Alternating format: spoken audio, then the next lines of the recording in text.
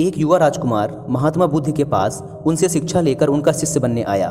दूसरे ही दिन महात्मा बुद्ध ने उस राजकुमार को एक श्रविका यानी कि एक फीमेल मॉन्क के घर भिक्षा लेने भेज दिया। जब वह रास्ते में जा रहा था तो उसके मन में ख्याल आया कि जो भोजन मुझे बहुत पसंद थे अब तो वो मुझे खाने को नहीं मिलेंगे। रूखा सूखा जो भी मिलेगा अब से तो उसी में ही गुजारा करना पड़ेगा। लेकिन जब वह श्रविका के घर गया तो उसने देखा कि उसके थाली में वही भोजन परोसा गया है जो उसे सबसे ज़्यादा पसंद था। वह बहुत हैरान हुआ, लेकिन फिर उसने सोचा संयोग होगा, जो मुझे पसंद है वही आज घर में बना होगा। वह भोजन करता है। तभी उसे याद आया कि रोज तो भोजन के बाद वह राजमहल में 2 घड़ी विश्राम करता था, लेकिन आज तो धूप में ही वापस लौटना पड़ेगा।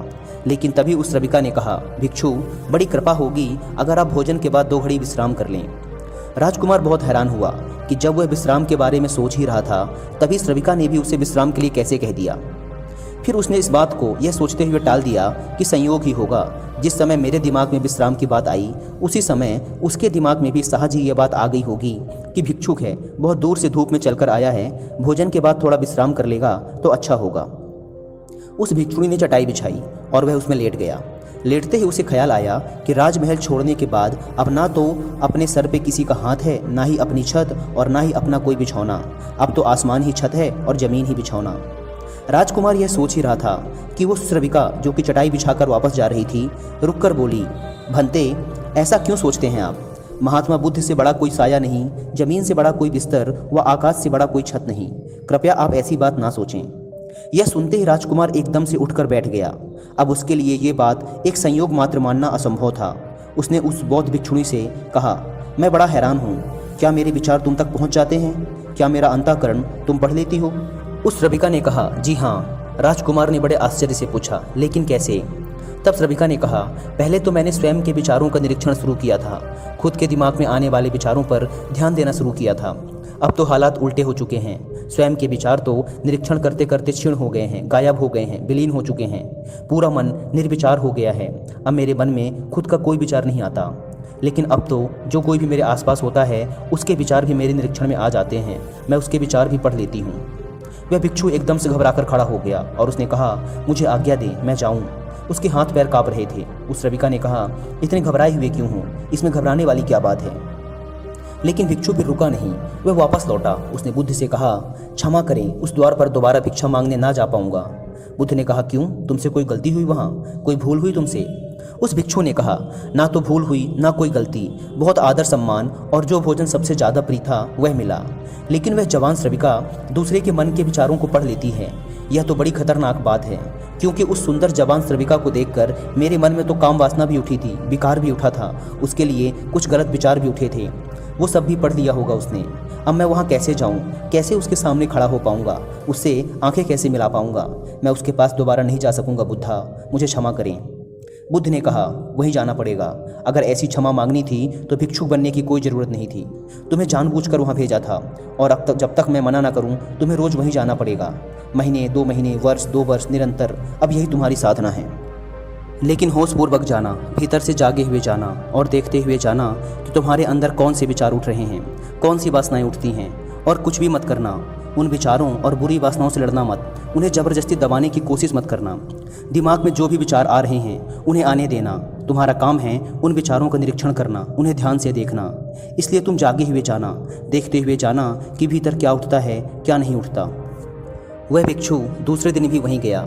एक बार के लिए सोच लें कि उसकी जगह आप ही जा रहे हैं और वह श्रविका आपका मन पढ़ लेती है। वह बहुत सुंदर है, बहुत आकर्षक है, बहुत सम्मोहक है, पर वो मन पढ़ लेती है। हाँ, अगर वह मन ना पढ़ पाती या आपको ना पता होता कि वह मन के विचारों को पढ़ लेती है तब आप अपने मन में कुछ भी सोच सकते हैं। लेकिन आप आज क्या करेंगे यदि आप आज ही जा रहे हैं उस भिक्षुक की जगह भिक्षा लेने?